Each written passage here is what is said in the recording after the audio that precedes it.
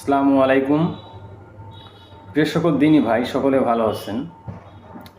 আলহামদুলিল্লাহ, আমিও ভালো আছি। আমার এই ভিডিওর মধ্যে আমি সব সময় বলে থাকি, দিন ইসলামের বিষয় ছাড়া অন্য কিছু পাবেন না।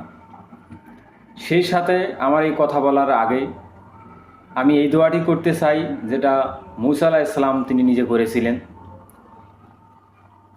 যে হে আল্লাহ, অবশ্যই আমার মুখের জড়তা দূর করে দিন এবং আমার বক্ষকে প্রশস্ত করে দিন, যাতে করে মানুষের সামনে দিন ইসলামের কথা প্রচার করতে পারি এবং দিনের বিষয়ে কথা বলতে পারি।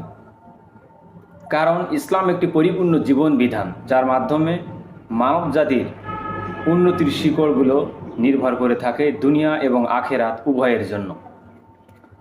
আমার আজকের টপিকের বিষয় সলাতের বিষয়ে, অর্থাৎ সঠিক সময়ে সলাত আদায়ের মর্যাদা এই সম্পর্কে। সহিহ আল বুখারীর গ্রন্থ অধ্যায় নম্বর 5। এখানে বলা হয়েছে যে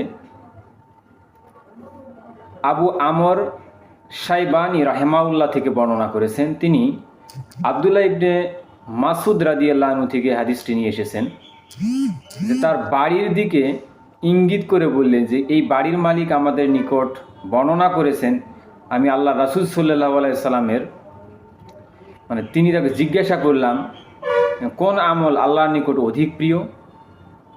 জবাবে আল্লাহ রাসূল সাল্লাল্লাহু আলাইহি সাল্লাম বলেছিলেন যে সলাৎ, যত সময় সলাৎ আদায় করা সবচেয়ে উত্তম কাজ। ইবনে মাসুদ রাদিয়াল্লাহু আনহু পুনরায় জিজ্ঞাসা করলে অতঃপর তিনি বলেন যে আল্লাহ রাসূল সাল্লাল্লাহু আলাইহি সাল্লাম তিনি আবারও বলেছিলেন যে জিহাদ ফি সাবিলিল্লাহ, অর্থাৎ আল্লাহর পথে জিহাদ। ইবনে মাসুদ রাদিয়াল্লাহু আনহু বলেন, এগুলো তো আল্লাহ রাসূল সাল্লাল্লাহু আলাইহি সাল্লাম আমাকে বলেছেন, আমি যদি আরও অধিক জানতে চাইতাম তাহলে তিনি আমাকে আরও বলতেন। আমরা সব সময় চেষ্টা করব সালাতের সঠিক সময় ব্যয় করা, সঠিক সময়ে সালাত আদায় করা। এদেশের সর্বোচ্চ পর্যায়ের আলেমদের নিকট, যারা রাষ্ট্রীয় পর্যায়ে আছেন, তাদের কাছেও আমার আবেদন, এখানে ভাই কারো 10 টাকা লাভ বা ক্ষতির হিসাব কেউ করবে না। যা হবে সব ইসলামের স্বার্থে, দিনের স্বার্থে। কোরআন হাদিস যা বলে তাই দিয়ে আমল করার জন্য মানুষকে উদ্ধত আহ্বান করবেন, যাতে করে তারা ইসলামের মূল সময় বুঝতে পারে, ইসলামকে তাদের দিনের সঠিক সময় কাজে ব্যয় করতে পারে। এটি প্রতিটি মানুষের জন্য ফরজে আইন। আমরা চাই আমাদের জীবন ব্যবস্থা যেন অবশ্যই ইসলাম শরিয়া মোতাবেক হয়।